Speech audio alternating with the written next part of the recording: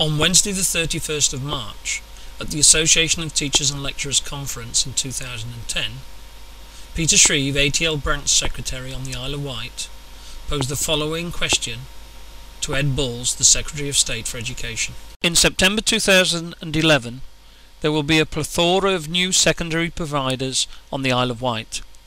There will be no secondary school under full local authority control. When there are different funding streams, governors with clear personal agendas for their own schools, and little or no local authority capacity to guide and support, how is greater collaboration and partnership between secondary schools going to happen? In terms of the first one, the Isle of Wight, there have been issues, as you know, with the Isle of Wight and children's services educational standards. Obviously the question is referring to the fact there will be an academy for the Isle of Wight. All of our academies now are proposed by local authorities. We now have a new system which starts tomorrow, where every academy sponsor will come through a local authority chaired panel to choose a sponsor. Many of our local authorities, including Conservative and Labour authorities, are now themselves sponsoring academies, and we now have not 3, I think, when I started, but 55 universities sponsoring academies. So there's been a huge change over the last few years. These academies, I've always been clear about this. There's 2 views of academies as to why they succeed.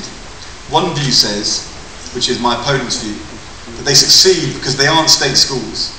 They succeed because they opt out. They succeed because they're independent. They succeed because they don't work with the local authority in other schools. But if that was true, that's why they succeed. By definition, it would mean that the only schools who succeed are non-state schools.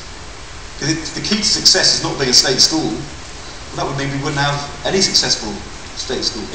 The reality is, as I said, our best leadership and our best results and the real drive in education today is coming from the maintained school system, the maintained state school system. So that's clearly nonsense. The reason why academies work is the reason why great state schools work, which is that they have an injection of aspiration, leadership, outside support in disadvantaged communities, often with extra resource for capital when they start, and they go into the most disadvantaged communities and they raise standards, and that's a really good thing as far as I'm concerned.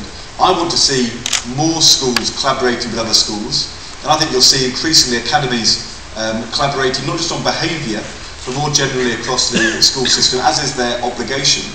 But we're now talking about, for reasons of standards and school improvement and efficiency, schools working more closely together, whether that's in federations or trusts, national challenge trusts. We've so far, in the last few weeks, accredited the first, I think, 47 schools to play that wider school improvement role with other schools. And of those schools, there were 2 academy multi-sponsors. Of the 47, 2 academy multi-sponsors, Outwood Grange and Garforth, which are state schools which became academies.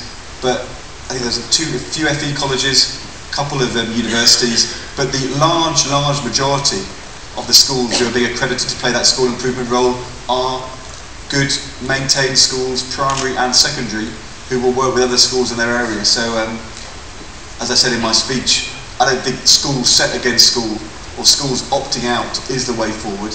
I think the right approach is to have schools collaborating with each other, although when things go wrong we should be tough. And I've been very clear with every conference I spoke at. The argument which says we don't like accountability because that exposes our school and that's not fair, because what do you expect from kids around here?